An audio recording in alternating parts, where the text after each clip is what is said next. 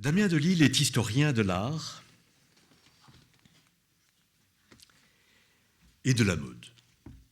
Son regard se pose au croisement, à l'intersection donc des mouvances de genre, des avancées de l'histoire des sexualités et des expressions vestimentaires de l'époque contemporaine. Alors je l'ai entendu en parler dans un forum sur la mode et cela m'a passionné. Aussi lui ai-je demandé de venir nous en parler aujourd'hui. Alors, de même que ce livre qu'il a co-rédigé avec Philippe Sénéchal, Mode et vêtements, retour au texte, qui est formidablement instructif et que vous pourrez retrouver sur le stand de la librairie de la Cavale. Timothée Chalamet et Harry Styles, qui savent à la ville s'habiller autrement, savent sur scène venir bousculer nos idées reçues. Ils avaient un grand prédécesseur, David Bowie l'avait fait bien avant eux. Ça nous bouscule peut-être, mais c'est très instructif, et encore plus instructif de se savoir bousculer. Même les couleurs s'en mêlent, notamment le rose et le bleu, qui furent un temps le rose masculin. Il y a un très beau tableau d'Henri IV en Dieu Mars, peint par Jacob Lunel, où il a une grande tunique rose. Il y a énormément de tableaux du XVIe siècle où on a les hommes parés de rose et les femmes, au contraire, en bleu. Après, il y a une espèce d'inversion. Le rose a été donné au féminin, le bleu au masculin. Plusieurs théories pour cette inversion, en tout cas bien captées par le système socio-économique, par les fabricants de jouets, de vêtements. Au moins, on ne pourrait plus passer les jouets roses des filles aux garçons, et la bicyclette bleue resterait absolument masculine. Si arrive une fille, on lui achètera en rose. Après tout ça, c'est bien changé, puisque les hommes peuvent actuellement porter du rose, les femmes du bleu. C'est bien la preuve que nous sommes conditionnés et insidieusement formatés par la société. Alors une question, de quelle manière l'habit fait le genre ? Merci Damien Delille de venir nous éclairer. Bonjour à toutes et à tous. Merci beaucoup Jacques de cette présentation. Merci d'abord aussi de cette organisation un petit peu, effectivement, je dirais pas frileuse, mais en tout cas congelée. Je dois vous dire que j'étais aussi un petit peu surpris par la température. Je me suis dit, ça y est, je viens dans le sud, je vais chercher le soleil et malheureusement, je retrouve le froid. Donc je suis ravi de vous retrouver ce matin. Alors d'autant plus ravi que vous avez effectivement dans ce début de présentation évoqué toute une histoire, une brève histoire de la mode et du costume. Ça permet de revenir sur certains moments importants.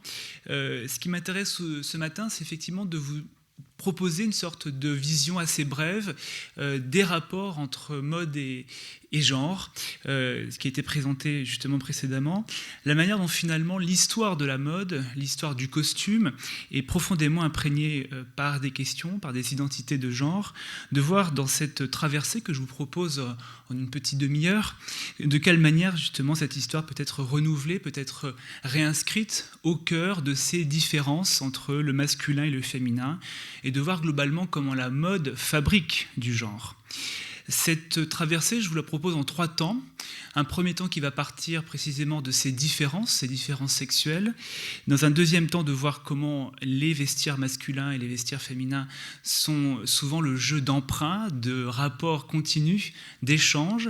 Et puis dans un troisième temps, je voudrais revenir précisément sur la manière dont ces échanges sont le signe de formes de subversion, sont le signe aussi d'avancées et des dynamiques de mode qui constituent précisément aussi le regard que nous portons sur différentes personnalités, nous l'avons vu ce matin, mais aussi différentes manières de considérer le vêtement, de considérer la mode. Alors je partirai justement de cette réflexion à partir à la fois de ce rapport entre sexe et genre, dans cette réflexion qui est développée depuis plus d'une quarantaine d'années autour précisément de ces distinctions de rôle, de ces distinctions d'apparence et d'appartenance à un genre ou à un autre, de voir que tout cela est lié aussi à des contextes culturels et à des contextes artistique. Ce qui m'intéressera, c'est de vous montrer différents types d'objets qui portent en leur sein ces appartenances au genre, et puis de voir globalement comment l'histoire de la mode, comme nous le voyons depuis ce matin, est un fait social, un fait total en quelque sorte, et que cela touche à différents aspects, à différentes manières en quelque sorte de considérer notre rapport en société, à la fois dans notre appartenance et notre apparence, mais aussi dans une manière beaucoup plus générale de considérer les rapports justement ce matin entre masculin et féminin. Alors, cette question, on la voit très tôt apparaître. Je vais partir vraiment des premières traces et on va assez rapidement remonter dans le temps.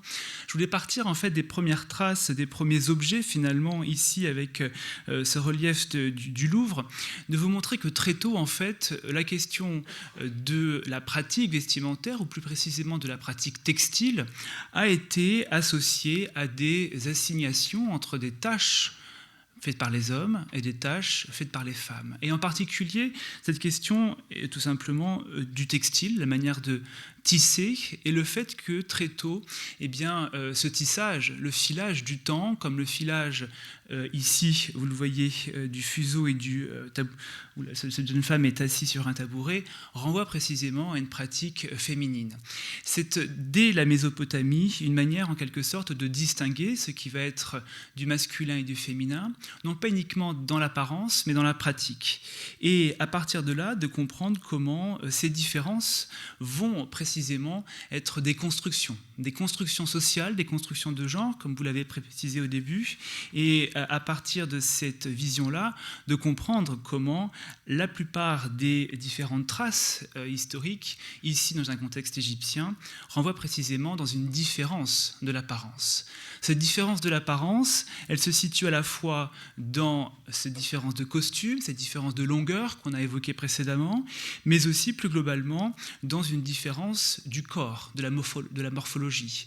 C'est la morphologie qui crée le vêtement, qui crée la mode, et c'est aussi une manière assez particulière de considérer les rapports entre hommes et femmes, entre d'un côté une forme de pudeur, du corps caché, et au contraire de l'autre une forme de démonstration du pouvoir, de la force, à travers justement le corps des hommes.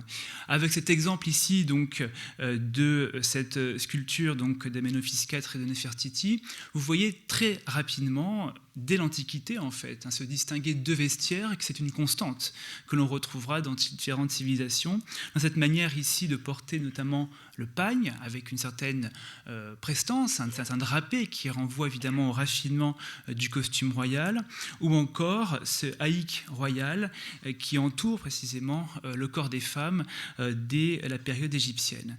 Et aussi un point que nous avions vu depuis le début, c'est le rôle symbolique des couleurs. Vous en parlez tout à l'heure entre le bleu et le rose. Le bleu, symbole de virginité pour les jeunes filles, le rose, le rouge, symbole de la puissance, du pouvoir royal, qui est présent et qui, curieusement, s'inverse plutôt dans les années 1920-1930, en fait, au contact eh bien, je dirais, du marketing américain et de la manière de pouvoir précisément différencier les couleurs pour pouvoir encore mieux vendre. C'est aussi cet objectif dont vous parliez tout à l'heure. Alors cette histoire, elle peut se poursuivre en fait tout au long des siècles, et je voulais justement revenir sur différents types de traces qui nous permettent de comprendre en quoi, de manière assez continue et discontinue, il y a des différences de vestiaire. Mais ces différences de vestiaire, vous l'avez compris, s'intègrent précisément dans un rapport à la morphologie, mais aussi dans un rapport au rôle social, à la construction sociale.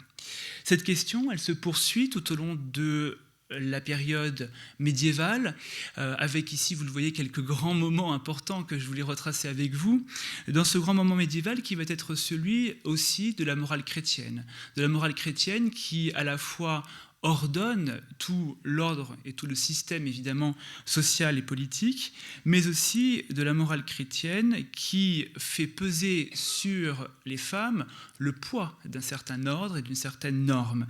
Cette norme, c'est une norme qui est développée et que l'on retrouve très tôt justement dès le Xe, XIe siècle, le poids de la morale chrétienne et des moralistes qui vont à la fois associer la mode et le vêtement aux femmes et associer justement cette sorte de souci pour l'apparence à une forme de vanité. Vous en avez ici un exemple dans ces différentes parties de la tapisserie que vous voyez ici, donc de l'Apocalypse au château d'Angers.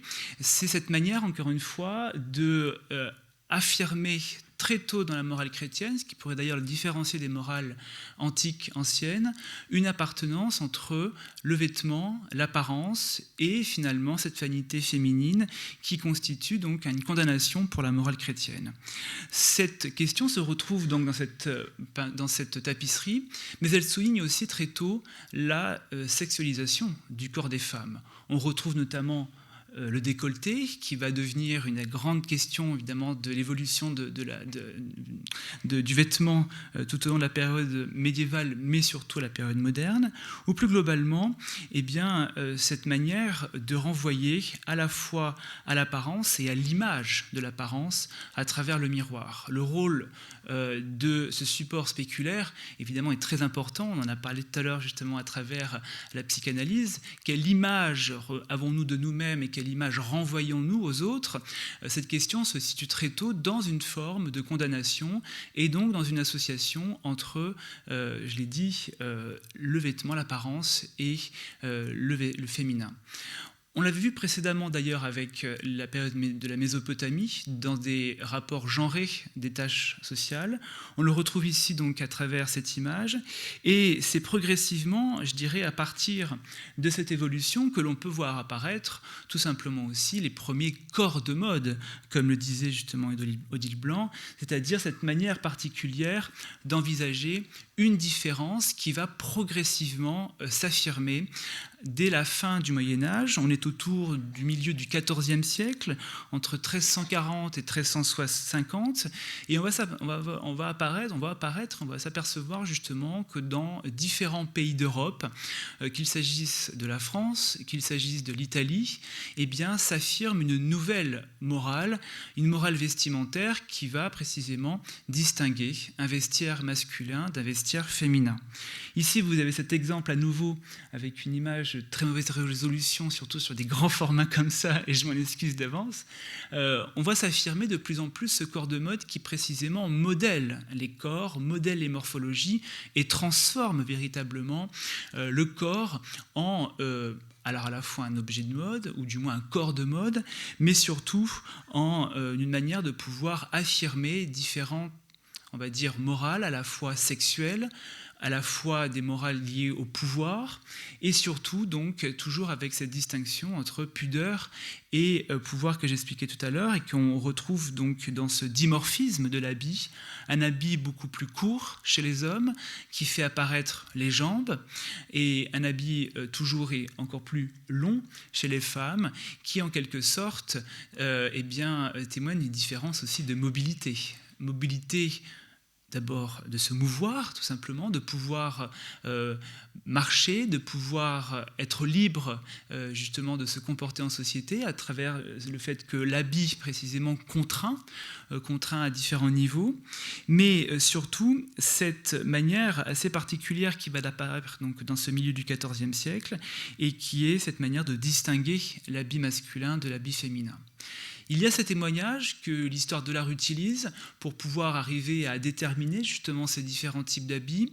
Il y a aussi, malheureusement, assez peu de témoignages matériels, textiles, qui permettent de rendre compte de cette période, mais il y a surtout une distinction qui est celle précisément de la dynamique vestimentaire, de la dynamique de la mode, c'est-à-dire à partir du moment où un vestiaire se distingue d'un autre, comment ces vestiaires vont coexister.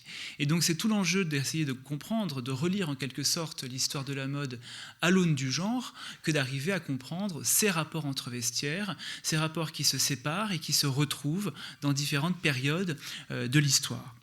Il y a ici donc à la fois cet élargissement des manches, que vous pouvez évidemment assez facilement retrouver, avec notamment la côte hardie garnie de longs rubans, que l'on retrouve aussi. Et puis, c'est dans cette image-là aussi, eh bien, ce fameux costume bourguignon, ce costume associé au gothique flamboyant, qui donne à voir précisément une carrure, des épaules assez élargies. Plus tard, on parlera de ces manches comme des manches gigots qui réapparaîtront curieusement à la fin du XIXe siècle, en rapport directement évidemment avec le gigot, mais surtout donc de ces différents types d'inventions de la mode qu'on évoquait précédemment. Ces inventions, c'est à chaque fois donc transformer, modeler le corps et surtout donc évoquer continuellement, eh bien, des aspects qui à la fois érotisent, soulignent en dessous évidemment l'appartenance à un corps ou à un autre et évoquent par l'apparence différents signes. Tout à l'heure j'évoquais la pudeur d'un côté et le pouvoir de l'autre. On retrouve ici avec ce type d'évocation du roman courtois, enfin en tout cas de cette évocation de l'amour courtois du début du XIVe siècle, ces rapports entre les hommes et femmes qui s'inscrivent précisément dans le corps et dans l'image.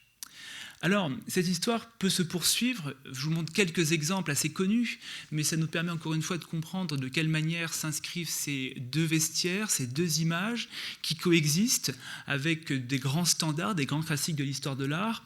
Toujours intéressant d'interroger à nouveau frais, avec ici ces fameuses époux Arnolfini qui donnent à voir cette fameuse mode de la houppelande.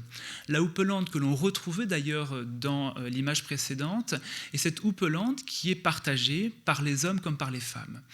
Ces questions que j'évoquais tout à l'heure d'échange entre un vestiaire masculin et féminin, c'est ces types de tenues qui durent quelques décennies et puis qui disparaissent et qui restent finalement dans l'histoire de la mode. Cette houppelande portée par les hommes comme par les femmes, vous en avez ici un exemple avec ce fameux marchand, M. Arnolfini et son épouse, qui part faire fortune justement auprès de Philippe le Bon, et puis qui continue d'ailleurs sa route jusque dans les Flandres, là où il arrive et qu'il se fait portraiturer par Jan van Eyck.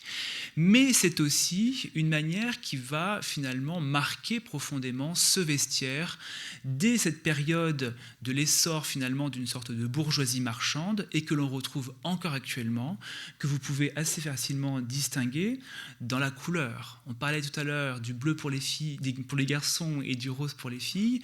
Que va-t-il se passer à partir de cette période-là, et c'est surtout ce qui va se renforcer tout au long des siècles jusqu'au XIXe siècle, la couleur et la parure pour les femmes. Au contraire, l'absence de parure et de couleur, cet habit très sombre, très noir, qui va être l'apanage du costume des hommes. Un certain Karl Flügel, c'était le fameux psychologue britannique dans les années 1930, parlait de renonciation, la grande renonciation à la parure, ce qui d'ailleurs structure toute l'histoire de la mode masculine et qui pourrait, dès, vous le voyez ici, le XVe siècle, se situer précisément dans l'essor d'une bourgeoisie marchande qui pourrait préfigurer en quelque sorte le fameux esprit du capitalisme protestant, et qui annonce ici en tout cas une vision donc d'une certaine sobriété masculine associée précisément à l'univers marchand. L'homme travaille, il n'a pas le temps de s'occuper de sa parure, il n'a pas le temps de flamboyer, et il laisse ça aux femmes. C'était la grande théorie de Karl Flügel au début du XXe siècle, et c'est ce qu'on va retrouver de tout temps, en tout cas à partir de cette période-là. Ici, vous avez donc un traitement assez différent de la houppelande, avec notamment donc ce Giovanni Arnolfini portant, vous le voyez, une houppelande très sombre. À partir, on peut le deviner donc en regardant précisément la peinture de Van Eyck, une tenue en velours violet noir doublée de martre de Russie, et potentiellement justement ce noir qui pourrait en revanche faire ressortir les bijoux. Tandis que la dame de M. Arnolfini, elle porte à nouveau, vous le voyez, les couleurs symboliques du statut marial, et puis surtout, à travers tous les symboles de cette peinture, la suggestion effectivement d'un tableau qui consacre le moment du mariage. Vous remarquerez au pied en bas, évidemment, le chien, symbole de fidélité, qui renvoie à tout cela, et surtout donc les différents signes symboliques qui en fait un grand standard de l'histoire de l'art, comme ces chaussures de l'extérieur qui suggèrent ceux de l'intérieur, à travers donc tout ce champ symbolique assez riche en enseignements. Alors, pourquoi je vous parle de toutes ces images assez connues? C'est pour vous montrer, encore une fois, que l'histoire de la mode s'inscrit précisément dans une histoire des images et une histoire de l'art, que ces différents niveaux symboliques témoignent précisément de cette différence qui vont être de mise pendant de nombreux siècles et encore jusqu'à maintenant, qu'à travers évidemment la symbolique des couleurs, que je vous donne ici en quelques mots, vous retrouvez toute une vision qui sépare finalement les identités masculines et les identités féminines à travers ces différents aspects, et surtout de voir que globalement se situe dans cette renonciation à la parure dont je vous parlais tout à l'heure, eh bien, on va dire l'essor de la mode comme étant véritablement l'empire du féminin, tandis que les hommes, évidemment, renonçant à la parure, eh bien, renonceront précisément à être associés à cet empire-là. Alors, on peut avoir d'autres images ultérieures qui vous montrent que les hommes vont continuer à s'intéresser à la parure, et encore jusqu'à maintenant, mais on voit très tôt cet aspect. À partir de là, je voulais justement évoquer la manière dont ces vestiaires, bien entendu, ne sont pas si étanches que cela. Ils ne sont pas si étanches et ils vont s'associer progressivement, là aussi, à, je dirais, des échanges, mais surtout des contestations progressives. Ces contestations, elles sont d'abord celles liées à des raisons, je dirais, pratiques. Les premières raisons étant, lorsque l'on s'intéresse à l'histoire du vestiaire sportif, des raisons pratiques. Des raisons pratiques qui vont avoir une incidence sur le vestiaire en général. Ce qui m'intéresse ici, c'est de voir comment, précisément, le genre nous permet de relire ces questions à partir de libertés prises à l'encontre d'un vestiaire souvent très normatif, très structuré. Des infractions et des libertés prises à la norme vestimentaire, au code et au moral que j'évoquais précédemment. Et dans ce sens, le sport, alors ici évidemment dans les différents niveaux sportifs, en tout cas notamment la pratique équestre, va devenir précisément le lieu, en quelque sorte, d'adaptation, de changement du vestiaire. Ce nouveau vestiaire que l'on voit apparaître de manière très ponctuelle, avec ici notamment cette image de la reine Catherine de Suède, cette peinture donc, de Sébastien Bourdon du milieu du XVIIe siècle, on voit apparaître précisément ce fameux costume de l'Amazone. Cette manière si particulière de porter la tenue à cheval, composée d'une longue jupe, d'une robe très étroite boutonnée, avec une veste cintrée, que l'on voit à peine apparaître ici d'ailleurs dans cette peinture, et qui précisément est là pour des questions de sécurité. Cet usage de l'Amazone, de cette tenue d'Amazone, c'est tout simplement au cas où il y ait une chute, que la jeune femme puisse en tout cas pouvoir potentiellement se rattraper. Et donc il y avait dans cette tenue-là toujours un côté fendu, qui permettait justement de pouvoir faire ressortir la jambe et surtout de pouvoir à la fois être utile en cas de chute, mais de la même manière faire ressurgir une partie souvent cachée du corps des femmes. Et on le voit dès justement le milieu de ce moment de la mode, cette création de la mode, le corps des femmes va être progressivement caché, et seuls ces moments particuliers du sport vont permettre de révéler certains aspects plus érotiques, ou du moins certaines parties du corps qui étaient cachées dans un usage quotidien. Alors cet exemple du sport, du rôle notamment donc de cette tenue de cheval féminine, va donner lieu tout au long des siècles suivants à différentes mutations dans le vestiaire des femmes. Et ça qui est très intéressant, c'est de relire cette histoire de la tenue sportive à l'aune de ces différents moments qui vont être finalement des grandes conquêtes pour l'histoire des femmes. Et ces grandes conquêtes, elles vont souvent être associées précisément dans ces échanges entre vestiaires que je vous montre depuis le début, et surtout progressivement dans une forme de masculinisation du vestiaire féminin. Ça va être le cas à partir du 19e siècle, où il y a une véritable accélération finalement de cette masculinisation du vestiaire féminin, à travers donc différentes innovations que je vais vous montrer, et surtout donc différentes altérations formelles, et en particulier de raccourcissement de la tenue longue qui était précisément associée au costume féminin. Ici, vous avez notamment Henriette d'Angeville, qui va être non pas la première, mais en tout cas l'une des premières à gravir le Mont Blanc. On l'appellera la fiancée du Mont Blanc. Et pour pouvoir, vous imaginez bien, gravir les sommets du Mont Blanc, il faut une tenue adaptée. Et elle-même va constituer cette tenue à partir justement de cette sorte de pantalon qui deviendra une sorte de pantalon d'alpinisme, qui caractérise justement cette tenue avec un pantalon bouffant, un manteau cintré et une sorte de canotier cagoule isolant qui permet, vous le voyez aussi, de pouvoir résister, vous l'imaginez bien, au grand froid. Qu'est-ce que l'on voit ici ? On voit en fait ici, dès le début du XIXe siècle, ce fameux port du pantalon. Rappelons, vous le savez probablement, que le port du pantalon, au XIXe siècle, suite aux différents codes institués au Code civil napoléonien, était interdit aux femmes. Interdiction d'ailleurs qui ne va être levée qu'en 2013 ou 2014, puisque c'était une loi qui était encore inscrite dans le Code civil et qui n'avait pas du tout fait l'objet justement d'une réévaluation.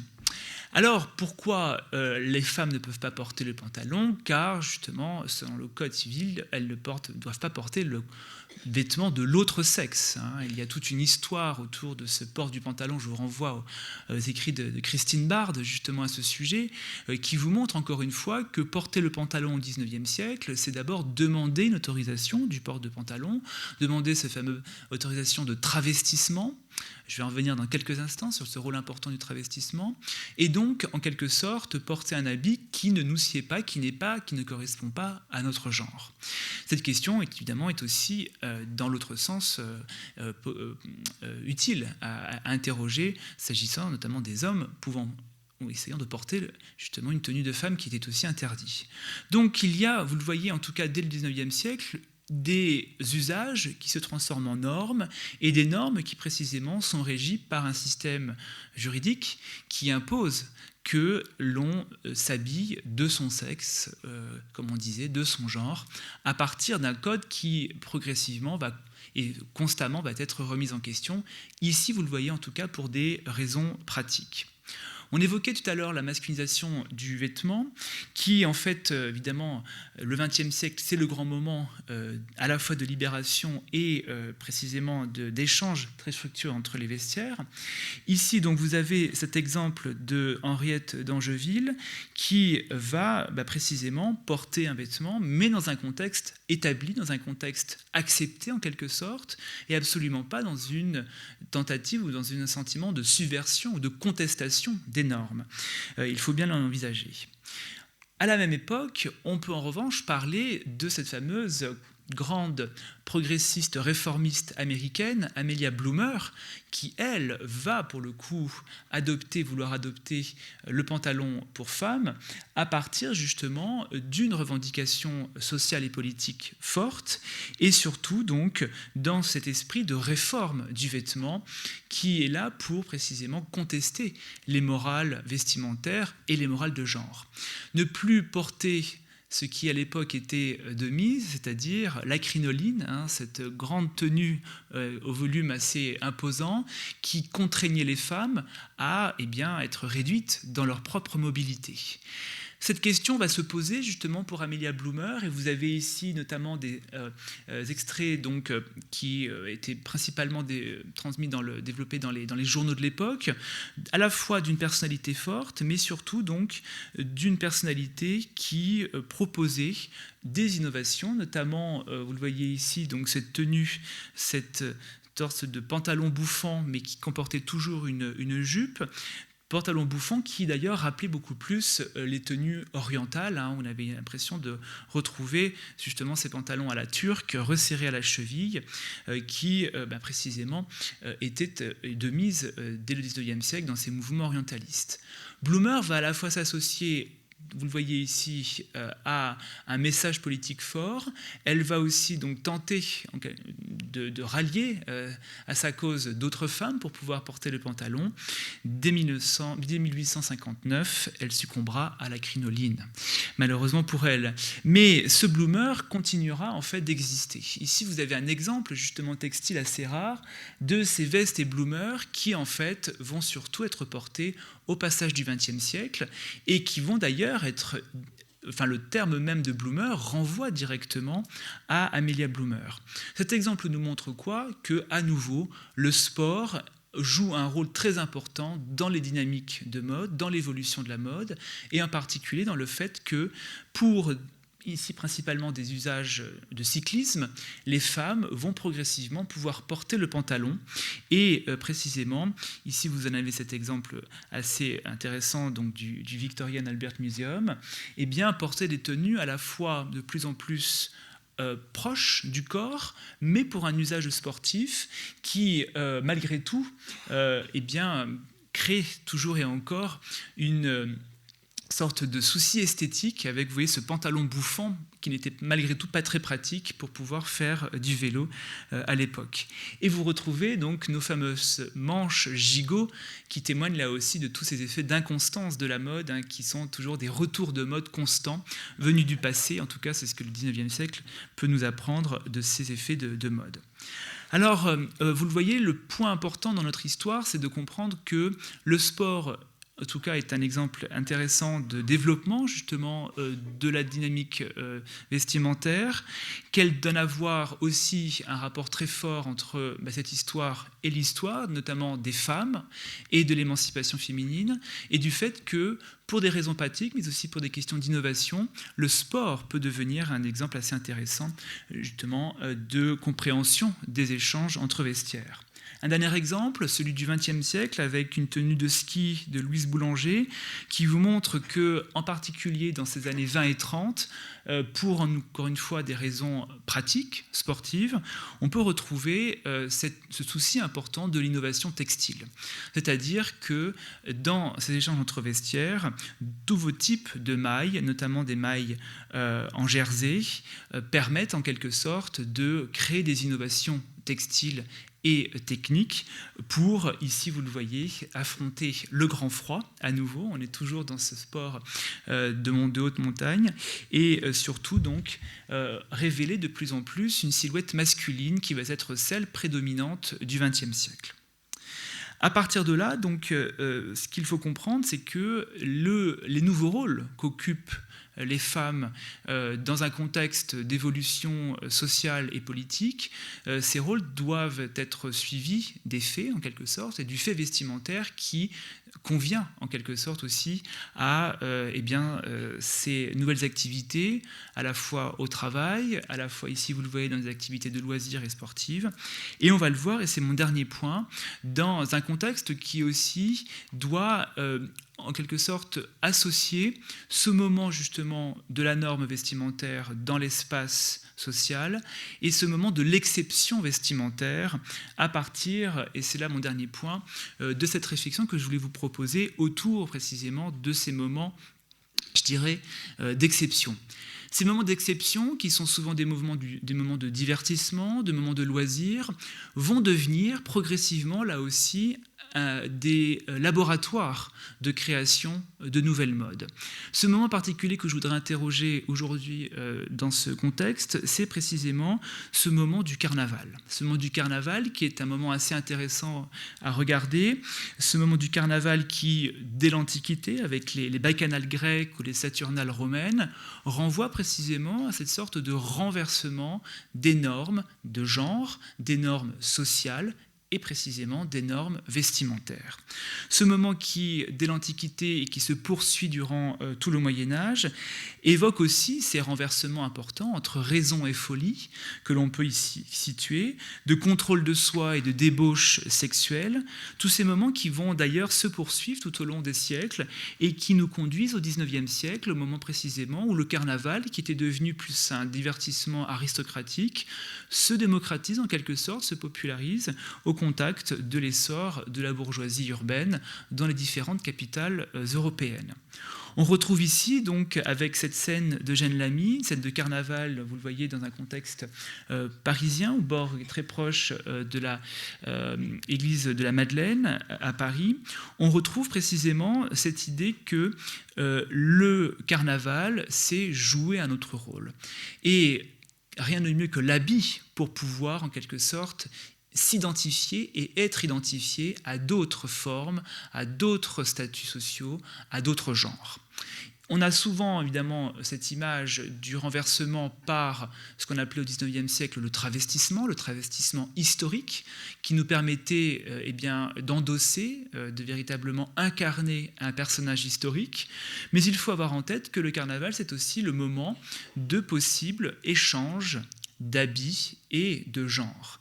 Et c'est là aussi où se situent précisément ces rôles importants, ces moments importants du divertissement qui sont là pour véritablement, je dirais, dynamiser la mode, de ce moment où, comme le disait justement Mircea Eliade, il y a une manière de porter un masque qui joue véritablement la fonction, une sorte de fonction apotropaïque, face aux angoisses de la société, face aux changements qui sont en train de se mettre en place. Et le rôle du carnaval au XIXe siècle, en particulier dans ces contextes de bals costumés, de moments donc, qui se multiplient, pour la bourgeoisie, c'était une manière constamment de pouvoir dialoguer, renouer avec un ancien régime qui avait disparu. Et on voit donc dans ces différents justement exemples comment la bourgeoisie va se plaire à pouvoir s'habiller avec les habits des siècles passés et donc constamment dialoguer avec précisément tous les costumes historiques qui sont d'ailleurs à la même période étudiés dans ces premières histoires du costume. Ce qui m'intéresse, c'est de vous montrer justement un autre envers du décor, un autre type de carnaval, non pas uniquement le carnaval festif bourgeois, mais aussi d'autres moments de rencontre qui vont être pour d'autres communautés des moments de libération. Des moments de libération sexuelle que l'on voit apparaître en fait dans différentes capitales européennes dès la fin du XIXe siècle, en tout cas c'est ainsi que certains historiens et sexologues l'ont identifié, et qui vont se développer par la suite au début du XXe siècle. Je voudrais vous montrer cet exemple assez passionnant de ces fameux bals des invertis. Tout à l'heure, j'avais d'ailleurs fait ce lapsus d'inversion d'inverti. Et ça vient de là. Qu'est-ce que c'est ? C'est précisément ce moment de l'entre-deux-guerres. On évoquait ce moment constant, en fait, qui montre que l'histoire de la mode n'est pas une histoire linéaire, qu'elle est faite constamment de retours et d'avancées, justement. Et ces questions donc, se retrouvent en particulier dans ce contexte de l'entre-deux-guerres, qui d'ailleurs était déjà présent, mais nous n'avions pas forcément beaucoup d'images à ce sujet, ce contexte d'entre-deux-guerres de liberté, de libération sexuelle pour les femmes, pour les hommes et surtout pour les différentes culture homosexuelle naissante. Ici, vous avez ces fameuses images de Brassailles, grand photographe français, qui avait été un des premiers à véritablement, tout simplement, photographier, donner à voir et à comprendre ce qui se passait dans ces bals qui étaient organisés donc pile au moment, justement, de l'époque du carnaval, et où, précisément, se jouaient de nouvelles formes de liberté à travers, vous le voyez, l'emprunt chez les hommes, précisément, du costume des femmes. Jouer un rôle que l'on n'a pas, et surtout, donc, inverser les rôles et les genres à travers ces échanges de vestiaires. Vous en avez ici un exemple, avec, précisément, cette frontière qui va aussi de plus en plus se jouer entre la scène et la ville, entre ce que par la suite les théoriciennes du genre théoriseront comme la performance et la performativité. La performativité, c'est précisément cette idée en quelque sorte de pouvoir interroger nos propres expressions de genre, non pas dans l'espace constitué, l'espace protégé finalement de l'art, mais dans l'espace de la société, dans la rue, dans la ville, et au risque dans cet espace-là, d'être soumis à la vindicte, d'être soumis à la désapprobation sociale. Ce jeu entre performance et performativité, on le retrouve donc dans ces images-là, et je voudrais vous montrer d'autres images assez inédites, justement, qui avaient été étudiées par notamment Farid Chenout, en particulier Farid Chenout, de ces images en fait, que j'ai retrouvées dans le fonds Fréjaville. Fréjaville étant un critique de théâtre qui avait collectionné en fait toute une série, j'en ai retrouvé plus de 150, petits formats de petite carte postale, en fait, si vous voulez, de photographie de ce fameux bal des invertis, de ce fameux bal qui était donc les premiers bals homosexuels, vous l'avez compris, du Paris des années 20, et qui vous montre toute une vision assez extraordinaire, assez flamboyante du costume, de costumes. Je vous en montre quelques images, mais je pourrais vous en montrer des dizaines de centaines, je crois que je n'aurai pas le temps de tout vous les montrer, de ces, justement, personnages, de ces sorte de vision anonyme d'amateurs et d'amatrices qui probablement pendant 1 an se préparaient pour pouvoir véritablement se costumer. Et vous aviez toute une série donc de photographies que je voulais vous montrer et qui renvoient, elles vont revenir dans quelques instants, à cette vision donc du costume des années 20 et des années 30 qui nous rappelle, si l'image veut bien revenir, je vous montre aussi d'autres costumes assez extraordinaires de ces fameuses Ziegfeld Follies, qui étaient donc une production américaine à Broadway entre 1909 et 1931 et qui a certainement pu inspirer justement ces différentes personnes. Vous l'avez compris, ce sont tous des hommes que vous voyez ici, qui sont donc habillés pour l'occasion. On retrouve d'ailleurs à chaque fois à l'arrière-plan une sorte de mur qui était probablement en fait une sorte de mezzanine qui était située à l'étage justement de ce Magic City. Et dans cette vision-là, une manière assez intéressante d'interroger encore une fois notre rapport à l'image, au genre, à ces mascarades sociales qui étaient présentes à l'époque. Alors je ne pouvais pas ne pas résister à l'idée de vous montrer ce à quoi ressemblaient précisément ces Ziegfeld Follies. Et ici, vous le voyez, donc ce sont des femmes, en revanche, que vous pouvez admirer, cette sorte d'exubérance assez incroyable des productions de Broadway qui, constamment, donc, bien précisément, nous permettent d'interroger le costume. On en a parlé tout à l'heure avec, justement, la première communication, ces costumes assez exubérants qui donnent à voir une exacerbation finalement de la féminité ou de la masculinité, ici avec toute une série d'ailleurs de costumes qui étaient souvent faits à partir des dessins d'Herté, le fameux illustrateur. Je voudrais terminer à partir de ces dernières évocations avec le contexte contemporain pour évidemment terminer ma communication, mais surtout montrer que toutes les réflexions que je vous ai proposées ici dans cette sorte de brève histoire de la mode à l'aune du genre recoupent des questionnements très contemporains, très actuels. Ces questionnements, ils sont liés à ces changements importants dans les mœurs et dans la société, avec aussi le fait que la mode, précisément, suive ces différents bouleversements, ces différents moments importants. Ici, vous aviez notamment Karl Lagerfeld qui avait proposé lors des ses derniers défilés en 2013 pour Chanel Haute Couture une vision à lui du mariage pour tous. On était vraiment dans ce contexte politique très fort en France, où il avait proposé ici, vous le voyez, 2 mariés. Ou encore, plus récemment, d'exemples qui nous montrent que, précisément, l'expérience d'autres personnes, de transsexuels, donne à voir et à comprendre d'autres manières de lier la mode au genre. Avec ici India Moore, qui faisait la couverture du Elle en 2016, une des toutes premières couvertures qui, justement, associait une personne transsexuelle et qui montrait, comme elle le dit elle-même, que le genre n'est pas associé uniquement au masculin ou au féminin, mais qu'il peut être totalement sans genre. En tout cas, c'est ainsi qu'elle proposait cette vision dans l'interview qu'elle donnait au Elle.